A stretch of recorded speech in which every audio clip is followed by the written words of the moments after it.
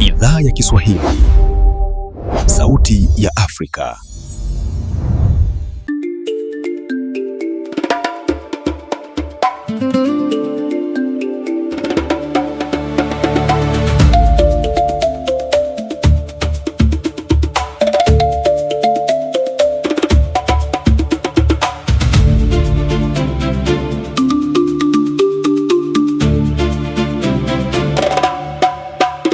Ni saa 12:30 Afrika ya Kati, 1:30 jioni Afrika Mashariki. Mjini Kinshasa, Brazzaville na Bangui itakuwa saa 11:30 jioni. Hujambo popote ulipo Afrika na kote duniani. Hii ni idhaa ya Kiswahili ya Afrika, Sauti ya Afrika. Haya ni matangazo yanayoangazia matukio muhimu barani. Tunakuandalia taarifa mbalimbali ikiwemo sanaa, uongozi, afya, teknolojia, spoti na mazingira. Jina langu ni Ibrahim Hassan. Andamana nasi kwenye ukurasa wetu wa Facebook, YouTube, X na TikTok. Tafuta idhaa ya Kiswahili ya Afrika. Karibu.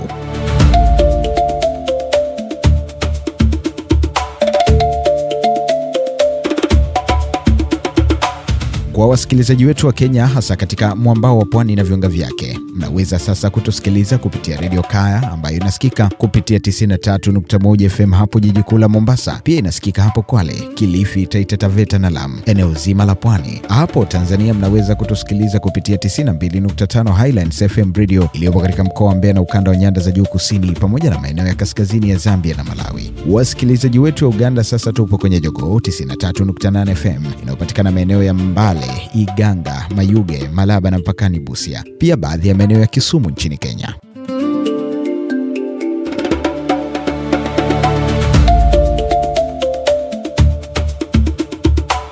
Ni Julai mosi, siku ambayo wageni wa Kiafrika walioko Afrika Kusini wanahoji mustakabali wa usalama na maisha yao, wakati magenge yanayopinga uwepo wao huko yakiapa kufukuza wageni wote wenye asili ya Kiafrika. Kwanza jana maduka yote ya wahamiaji yalifungwa, hakukuwa na shughuli kabisa katikati mwa mji wa Johannesburg na viunga vyake ambako ni maeneo duni ambako kuna wakao wa Afrika wa Kusini weusi. Uganda imeanza mazungumzo kufungua vituo vya habari vilivyofungwa wiki hii, bila kusahau pia tupo viwanjani kwa kombe la dunia zaidi. Kwa haya na mengine mengi, kaa nasi. Kwanza taarifa ya habari na Edith Peter.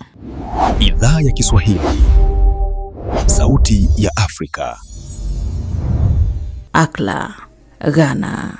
Watu wasiopungua 13 wamefariki dunia katika mji mkuu wa Ghana, Accra, baada ya mvua kubwa kunyesha na kusababisha mafuriko makubwa, kwa mujibu wa kikosi cha zimamoto cha Ghana ambacho kimekuwa kikishiriki katika shughuli za uokoaji. Serikali imewataka wananchi kubaki majumbani au kuhamia maeneo ya miinuko salama, huku mamlaka ya hali ya hewa ikionya kuwa mvua nyingine zinatarajiwa kunyesha kutokana na dhoruba kubwa inayokaribia kutoka upande wa mashariki.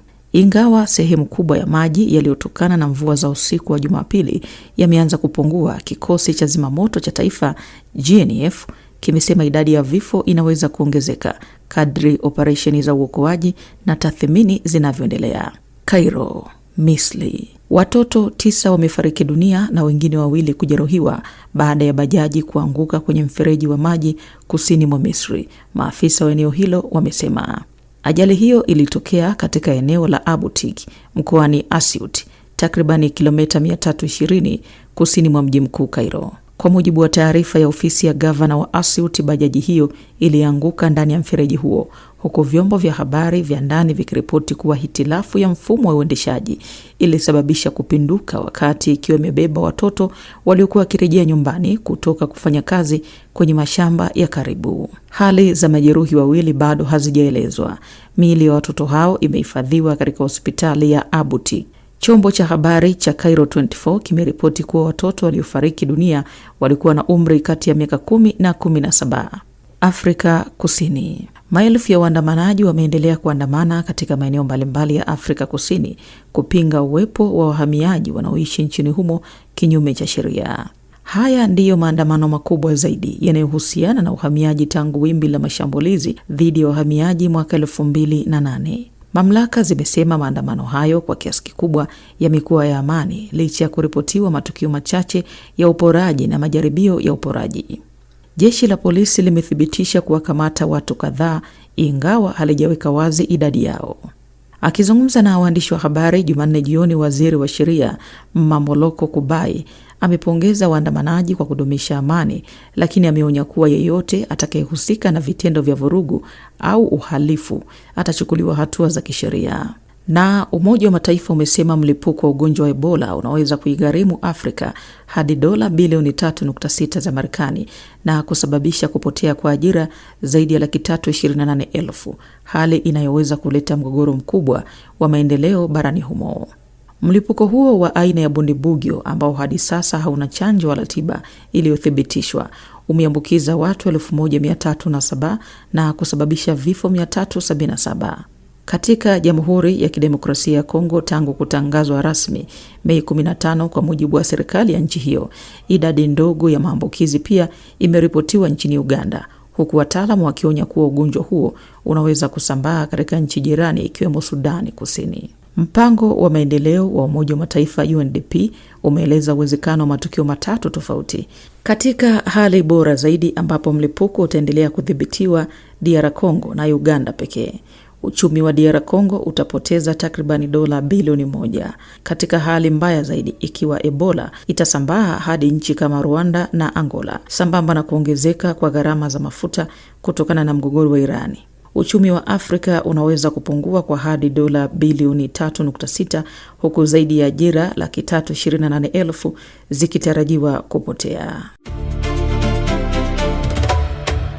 Shukran sana Edith Peter kwa taarifa hii ya habari. Tuanze kwa kuangazia hili kutoka huko Afrika ya Kusini. Kundi linalopinga uwepo wa raia wa Kiafrika nchini humo maarufu kama Dudula limeapa kuendeleza maandamano yake kwa miezi 6 ijayo hadi pale raia wote wa Kiafrika kuondoka nchini humo. Dudula waliongoza maelfu ya wenyeji kuandamana katika maeneo tofauti Afrika Kusini. Lengo ni kushinikiza wahamiaji wa Kiafrika kuondoka mara moja. Licha ya maandamano hayo, serikali imesema hakuna mtu anayestahili kutoa makataa kwa raia wa nje na kwamba suala la uhamiaji linashughulikiwa chini ya sheria. Wakati huo huo, maelfu ya raia wa Zimbabwe wamekuwa nje ya ubalozi wa nchi hiyo wakitaka mamlaka za Harare kuwarejesha nyumbani. Wenyeji wamelalamikia raia wa Kiafrika kwa uhaba wa ajira, makazi na kuzorota kwa huduma za afya na viwango vya elimu. Kujadili zaidi kuhusu hali hii Afrika Kusini, mwenzangu Anne Ngugi amezungumza na mhariri mwandamizi Nixon Katembo aliyeko nchini Afrika Kusini kwa sasa. Kulikuwepo na taharuki usiku wa kuamkia leo baada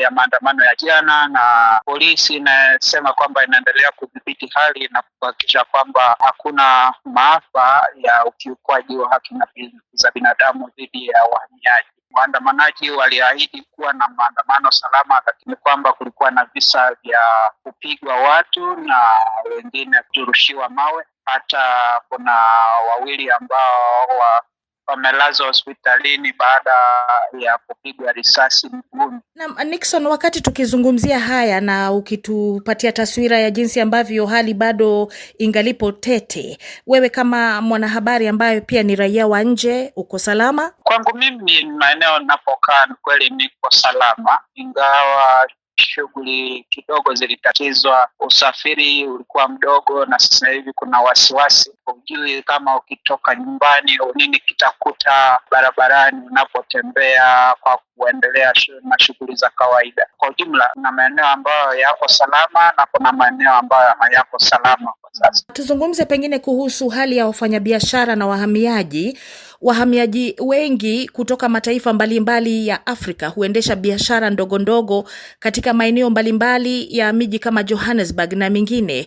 Kufikia leo hali yao ikoje? Je, wameendelea na shughuli zao za kawaida au bado kuna hofu miongoni mwao, au biashara haifanyiki kabisa, hasa katika jamii za Waafrika wa nje ya Afrika Kusini? Kwanza, jana maduka yote ya wahamiaji yalifungwa. Hakukuwa na shughuli kabisa katikati mwa mji wa Johannesburg na viunga vyake ambako ni maeneo duni ambako kuna wakaa wa Afrika wa Kusini weusi, na maeneo hayo bado yanaendelea kushuhudia kutokuwa na biashara za wageni, sababu wageni wanaofia huenda wakashambuliwa. Hata jiji kati mwa mji wa Johannesburg kuna wasiwasi mkubwa sana. Wengine wamejaribu kufungua biashara hii leo na wengine wamekataa kabisa kufungua biashara. Naam, hebu tuzungumze kuhusu mwito wa serikali na nchi za Afrika. Kumekuwa na wasiwasi katika baadhi ya nchi za Afrika kuhusu usalama wa raia wao wanaoishi Afrika Kusini.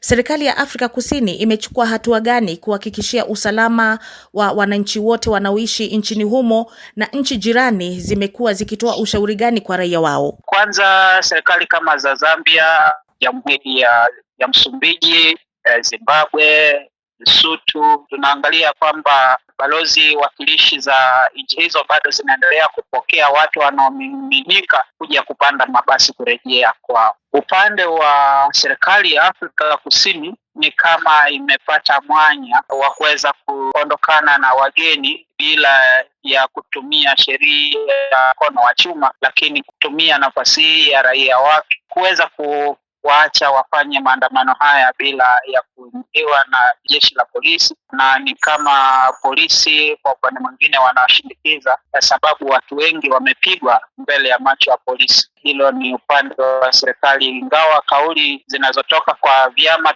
tofauti vingine vinaunga mkono kabisa waondoke.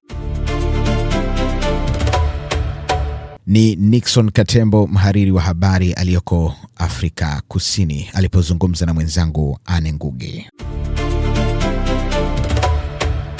Tutupie macho mjini Kampala. Shirika kubwa la habari Afrika Mashariki, Nation Media Group, ambalo matawi yake ya utangazaji na magazeti yalifungwa wiki hii nchini Uganda, limeanza mazungumzo ya kurejesha matangazo hewani na mamlaka za Kampala. Hapo Jumapili, mkuu wa jeshi la Uganda na mwanawe Rais Yoweri Kaguta Museveni, Jenerali Muhoozi Kainerugaba, aliamrisha kufungwa kwa kampuni 6 za habari nchini humo. Hatua hii imekosolewa vikali na shirika la haki za binadamu Amnesty International, huku seneta wa Marekani na mwenyekiti wa kamati ya masuala ya nje Jim Rich akitaka Washington kusitisha ushirikiano wake na Kampala. Waziri wa habari wa Uganda amesema kufungwa kwa kampuni hizo kulichochewa na uchunguzi wa usalama dhidi ya mashirika hayo. Hadi sasa runinga za NTV Uganda, Spec TV, Dembe FM, KFM na magazeti ya East African na Daily Monitor yameendelea kuzuiwa kutoa habari kwa umma. Kujadili zaidi suala hili la uhuru wa habari nchini Uganda, nimezungumza na Abdullah Halake. Huyu ni mchambuzi na mfuatiliaji wa masuala ya dunia. Kwanza nilitaka kufahamu, je, Rais Museveni bado yupo kwenye utawala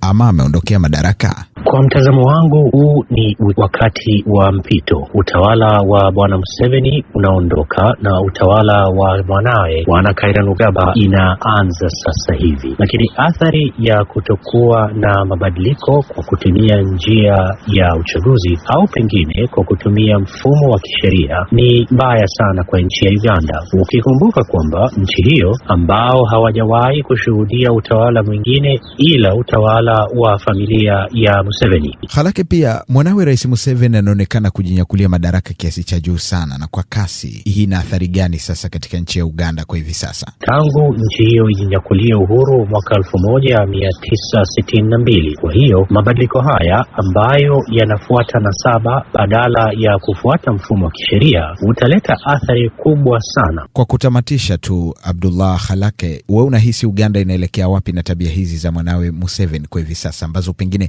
zinachukiza watu wengi zaidi, si kwa watu wa Uganda peke yake? Ana nini huyu Muhoozi Kainerugaba? Nchi hiyo itakuwa na matatizo makubwa zaidi.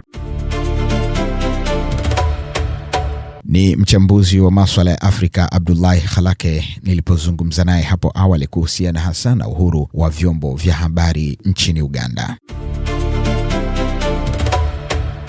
Ikiwa unajiunga nasi, hii ni idhaa ya Kiswahili ya Afrika, sauti ya Mwafrika. Jiunge nasi kwenye Facebook, TikTok na X. Tafuta idhaa ya Kiswahili ya Afrika. Tunakukaribisha pia ujiunge, yani usubscribe na YouTube ya idhaa ya Kiswahili ya Afrika na kuwa huru kuchangia kwenye makala haya. Mimi ni Ibrahim Hassan. Ukiwa Afrika Kusini, unaweza kutusikiliza kupitia SA Swahili FM Radio pale Johannesburg kila siku. Pia inapatikana kwa masafa marefu. Sasa matangazo yetu yapo kwenye redio ya Jamii Kivu, inapatikana katika mji wa Baraka, tarafa ya Fizi, mashariki mwa DRC. Pia inasikika kwenye baadhi ya mikoa ya nchi jirani ya Burundi pamoja na baadhi ya maeneo katika tarafa ya Uvira. Fuatilia matangazo haya pia kwenye redio Rwanzururu RTR Beni, ikihudumia maeneo ya Beni, Ituri, Lubelo na viunga vyake, pamoja na kuwafikia wasikilizaji wa Bundibugyo, Kasese na Masaka nchini Uganda. Idhaa ya Kiswahili Sauti ya Afrika. Tuelekee Jamhuri ya Kidemokrasia ya Kongo ambapo mamlaka nchini humo zimeanza kampeni ya kuwapokonya silaha wapiganaji wa kundi la Mabondo wanaoendesha operesheni zao magharibi mwa nchi. Kundi la Mabondo lilianza harakati zake mwaka 2022 katika mikoa ya kati ya DRC, wengi wakiwa jimbo la Mai Ndombe. Mashirika ya kibinadamu yanakadiria zaidi ya raia 5,000 wameuawa katika maasi ya Mabondo, huku nusu milioni wakibakia wakimbizi wa ndani. Fredi Tendilonge anaangazia maafa ya mpango huu unaotajwa kama hatua ya kurejesha amani magharibi mwa DRC. Mbali na migogoro za kiusalama, jimbo la Mai Ndombe linakabiliwa pia na changamoto mkubwa wa ukosefu wa chakula. Jimbo hili katika vijiji vyake kadhaa kama vile Nyoki, Inongo, Plateau de Bateke, raia wengi kama vile Jean Batoko walikimbia makazi yao kutokana na utovu wa usalama uliosababishwa na kundi la wanamgambo wa Mabondo, uhasi ambao umetumika katika jimbo hilo tangu mwaka 2022.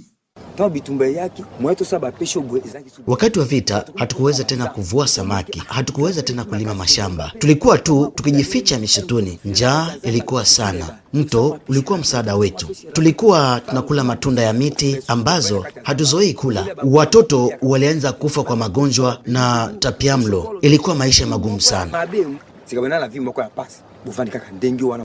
Mgogoro wa ardhi kati ya kabila la Teke na Yaka ulikuwa chanzo cha machafuko katika jimbo hili jirani na jiji la Kinshasa. Mama huyu mwenyeji mkulima ataka jamii asili wapewe eneo lao la kufanyia shughuli za kulima mbali na kabila zingine ili kuepuka migogoro za ardhi.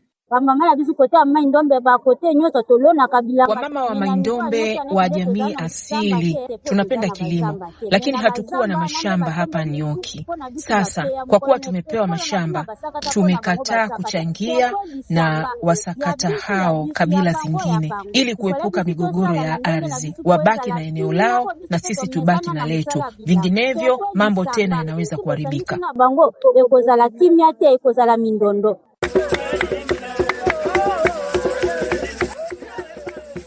Kwa zaidi ya wiki mbili, wakulima asili wa eneo la Nyoki, Inongo, Bateke wamekuwa wamehamasishwa kwa ajili ya kilimo saikolojia na NGO la watetezi wa mazingira maarufu kama La Maison de Solidarité des Femmes Défenseurs ili kulinda mazingira, ardhi, misitu na kupambana na mabadiliko tabia nchi. Floxine Bonkutsi, msimamizi wa mradi huu, aelezea umuhimu wake. Tumechagua mji wa Nyoki na maeneo yake kwa sababu una idadi kubwa ya jamii ya asili. Vilevile wanakijiji hapa ni wakulima na itasaidia hawa kurejelea maisha yao ya kawaida katika jamii baada ya machafuko kwa zaidi ya miaka 4 sasa. Eneo hili pia linakabiliwa na changamoto kadhaa ikiwemo usalama mbaya, uhaba wa ardhi pamoja na uharibifu wa mazingira na rasilimali. Mradi huu utawezesha kutoa msaada wa kweli kwa raia na kuinua maisha yao. Tangu mwaka 2022, magharibi mwa Jamhuri ya Kidemokrasia ya Kongo umekabiliwa na mzozo unaojulikana kwa ukatili na hatari mkubwa. Mzozo huu ulisababisha watu 5,000 kupoteza maisha na raia 280,000 kuyahama makazi yao katika eneo la Kwamuzi. Fredi Tendilonge, Idhaa ya Kiswahili, Sauti ya Afrika, Kinshasa. Namna ni Fredi Tendilonge akiwa mjini Kinshasa. Tuelekee katika viwanja vya kombe la dunia.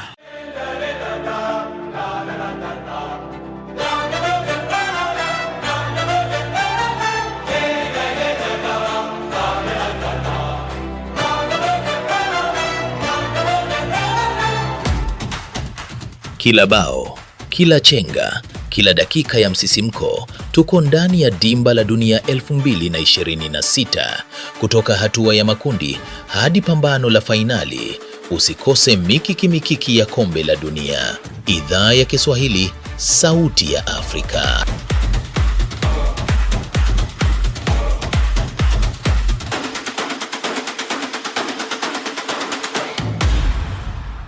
Wana michezo wetu ngangari tayari kutufahamisha mengi zaidi kimichezo. Karibuni.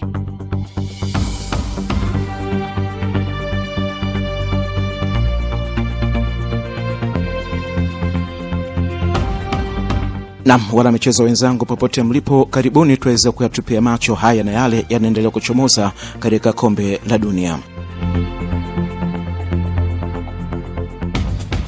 Ivory Coast imeunga tele kwa wale wanaendelea kuaga fainali za kombe la dunia, huku matumaini kwa timu za Afrika kuchomoza katika hatua ya 16 bora ya kisilia kwenye mkono wenye mashaka kushika tonge. Licha kwa wachezaji wenye uwezo mkubwa wa kusukuma kandanda katika ligi mbalimbali barani Ulaya, wa Ivory walitepeta kabisa mbele wa Sweden wakiruhusu bao la dakika za mwisho lililowafanya wafungasha virago wakiungana na Afrika Kusini waliondolewa na mapema katika fainali hizi. Ingawa hata hivyo bado ni mapema mno kubashiri hatima ya timu ya DR Congo inaomenyana muda huu na England, matumaini ya mashabiki wengi wa soka barani Afrika yanasalia kuweka kwa timu kama Senegal ambayo itashuka dimbani baadaye saa 5 usiku kumenyana na Ubelgiji. Pia hapo siku ya Ijumaa timu nyingine za Afrika, Algeria na Misri zitakuwa dimbani kukabiliana na wapinzani wao, ambako mafarao wa Misri watamenyana na Australia wakati Algeria watakabarako na Uswisi.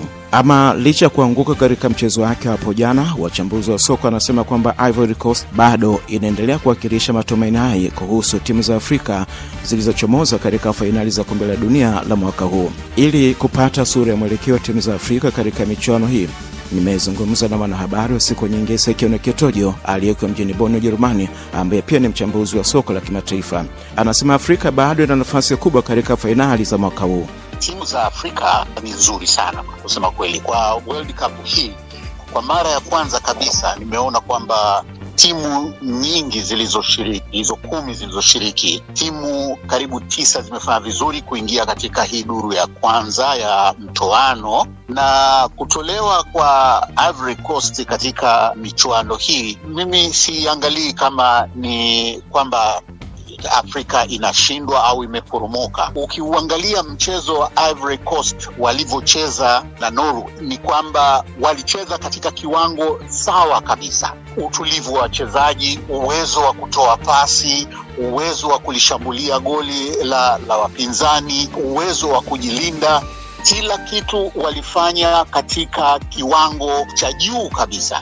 Kosa ambalo bado pengine lipo ni ile hali ya, tunaweza kusema sharp, kwa kiwango ambacho ni cha juu sana. Lakini mimi siwezi kuwatoa makosa sana Ivory Coast. Ni kwamba ni timu ambayo imeonyesha uwezo mkubwa sana wa kucheza mpira wa hali ya juu, kwa sababu wachezaji wengi wa Ivory Coast wanacheza katika ligi za juu za hapa Ulaya. Kwa hiyo jinsi wanavyofunzwa, jinsi wanavyopewa uwezo wa kuhimili mambo katika uwanja ni sawa na wachezaji wengine kabisa ambao wako hapa Ulaya. Na kwa maana nyingine unaweza kusema kwamba katika mpira lazima aibuke mshindi, na kwa kutizama hali ilivyo na maelezo yako kwamba ilikuwa bahati mbaya tu dakika za lala salama, walinzi wa Ivory Coast walijitahidi kuwabana washambuliaji, lakini bahati mbaya tena mpira ulipenya na ukaenda kwa Haaland ambaye aliingiza bao kirahisi kabisa.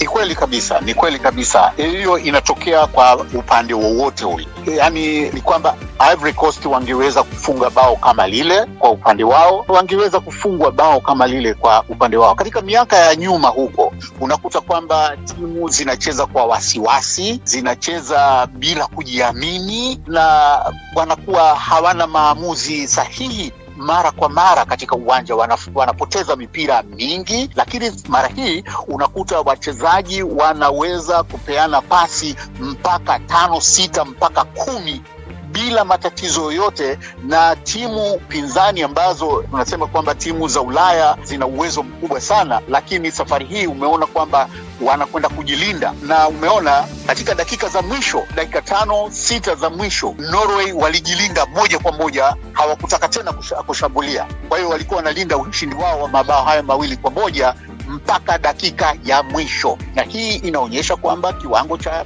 timu za Afrika sasa kimepanda. Kiwango cha timu za Afrika kimepanda. Baadaye leo usiku Senegal wanashuka dimbani wakiwakabili Ubelgiji. Karata nyingine kwa timu za Afrika katika michuano hii. Unautizama vipi mchezo huu? Mchezo utakuwa mgumu, utakuwa mzuri na mgumu, kwa sababu Ubelgiji wanahitaji kusonga mbele, na ni timu ambayo tunaweza tukasema iko katika kiwango cha juu katika timu za bara la Ulaya na wachezaji wazuri. Lakini Senegal imefanya makosa katika awamu ile ya makundi, na wakafungwa katika mechi zao mbili. Lakini kwa hivi sasa katika kipindi hiki ambacho ni cha mtoano, naamini kwamba Senegal watakaa vizuri zaidi, watakuwa hawajiamini kupita kiasi na kushambulia tu bila ya kuangalia kwamba katikati kuna ulinzi wa kutosha na huku upande wa nyuma kuna ulinzi wa kutosha. Mimi karata yangu naipeleka zaidi kwa Senegal ili ifanye vizuri zaidi. Ningependa iwe hivyo na matumaini mchezo utakuwa mzuri zaidi. Naam, Sekione Kitojo, mchambuzi wa soka la kimataifa akiwa nchini Ujerumani. Naam, wakati hapo jana Ufaransa ilishikisha adabu Sweden kwa kuichapa mabao 3-0, wenyeji wenza katika fainali hizo Mexico nao walikata tiketi ya kwenda 16 bora baada ya kuifiatua Ecuador kwa mabao 2-0 katika mchezo ambao ulishuhudia mchezaji mmoja wa Ecuador akipewa kadi nyekundu katika dakika za nyongeza. Na katika hatua nyingine, mashabiki wa soka wanasubiri kwa hamu kubwa kuona namna wenyeji wa fainali hizo Marekani itakavyoweza kuruka kihunzi mbele ya vijana wajanja Bosnia Herzegovina wakati timu hizo zitakapomenyana hapo kesho alfajiri. Marekani itakuwa kiwategemea nyota wake kadhaa ikiwemo Weston McKennie ambaye anacheza nafasi ya kiungo katika klabu ya Juventus huko Italia, pamoja na Taylor Adams anayesukuma gozi la kulipwa katika klabu ya Bournemouth huko England. Mchezo mwingine wa kesho ni Hispania ambayo itakuwa dimbani kuvara na Australia, huko kila timu ikiwategemea nyota wao kadhaa wanaosukuma gozi la kulipwa katika klabu mbalimbali barani Ulaya. Mchambuzi wa soka Freddy Kiswaga anasema pamoja na kwamba Marekani ni mwenyeji katika fainali hizo, lakini hii haitoshi kutoa hakikisho la moja kwa moja kwamba itakuwa ni mteremko katika mchezo wake wa hapo kesho. Lakini kiukweli World Cup hii inaweza kusema imekuwa tofauti sana. Zile timu ambazo zimekuwa zikipewa nafasi kubwa, kujaribu kuangalia nyingi zimetoka, na zile timu ambazo zimekuwa zikipewa nafasi ndogo zimekuwa zikifanya vizuri. Tumeona mataifa kama Netherlands limetoka, tumeona Ujerumani imetoka, mataifa ambayo nyuma kiukweli yana record nzuri sana za World Cup. Kwa hiyo hata sasa hizi katika mchezo ambao tunategemea kuona huu kati ya USA dhidi ya Bosnia, mimi naamini dakika 90 ndo zitaamua mchezo huo. Na ukiangalia Marekani anapambana kwa sababu ni moja kati ya waandaaji wa mashindano haya, akiwemo yeye pamoja na Canada pamoja na Mexico. Kwa hiyo anapambana at least kwenda kusonga mbele, lakini hiko sio kigezo. Kigezo ni kwamba ni kuhakikisha anashinda mchezo wa kesho. Kwa hiyo unaweza kumpa nafasi yoyote katika mchezo huu, nani ambaye anaweza kwenda kushinda, lakini mimi ninachoamini dakika 90 ndo zitaenda kwa mchezo. Pengine wengine wanasema kwamba kwa mara ya kwanza waandaaji wa michuano hii ni nchi tatu, Marekani, Canada na Mexico. Mexico tayari kashaingia 16 bora, Canada kashaingia 16 bora. Hii inadhihirisha moja kwa moja rais kabisa Marekani naye atayafuata mkumbu kuingia 16 bora. Sidhani kama Marekani atakubali kupoteza mchezo. Nadhani mwenyewe anaongea majirani zake hawa waandaaji wenzake, washapiga hatua moja mbele na yeye mwenyewe atapambana kuhakikisha anasonga mbele. Naam, ni mchambuzi wa soka Freddy Kiswaga akikamilisha ungwa hii ya kumulika yale yanaendelea kujili katika fainali za kombe la dunia linaloingia katika hatua ya 16 bora. Mpaka wakati mwingine na mara nyingine, mimi ni Joe Chinchogopa.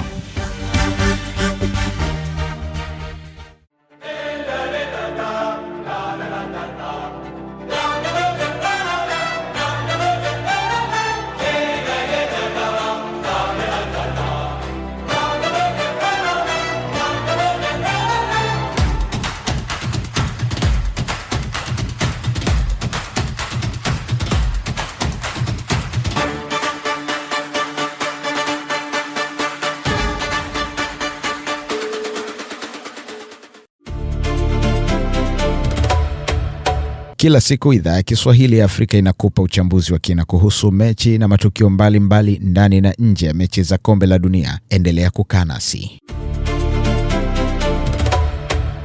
Ikiwa unajiunga nasi, shukran na karibu. Hii ni idhaa ya Kiswahili ya Afrika, sauti ya Mwafrika. Tufuate kwenye Facebook, YouTube, TikTok na X. Tafuta idhaa ya Kiswahili ya Afrika. Waalike marafiki na watu wa karibu kujiunga na idhaa ya Kiswahili ya Afrika. Subscribe, jiunge na YouTube yetu. Sote tu familia moja, sauti moja ya Mwafrika. Wasikilizaji wetu wa Tanzania, mnaweza kutusikiliza mubashara kupitia Chipuka FM Radio 101.6 Gairo mkoani Morogoro. Hii inasikika pia jiji kuu la Dodoma, Manyara, Tanga na baadhi ya maeneo ya mkoa wa Tabora. Radio Maniema No City inarusha matangazo yetu kwa masafa ya 97.4 FM katika jiji la Kindu ambao ni mji mkuu wa jimbo la Maniema, Jamhuri ya Kidemokrasia ya Kongo DRC. Ukiwa hapo mashariki mwa DRC unaweza kutupokea kupitia redio washika. Radio Ngoma ya Amani Fizi inapatikana maeneo ya Baraka, Kivu Kusini na maeneo ya Kigoma nchini Tanzania na Burundi. Na hivi karibuni tutakuwa hapo Kigali na Bujumbura kuhakikisha sauti ya Mwafrika inasikika. Asanteni wote kwa kuchangia matangazo yetu ya leo. Hii ni idhaa ya Kiswahili ya Afrika, sauti ya Mwafrika. Jiunge nasi kwenye Facebook, YouTube, TikTok na X. Ni hayo tu kwa leo. Jina langu ni Ibrahim Hassan. Kwaheri kwa sasa na jioni njema.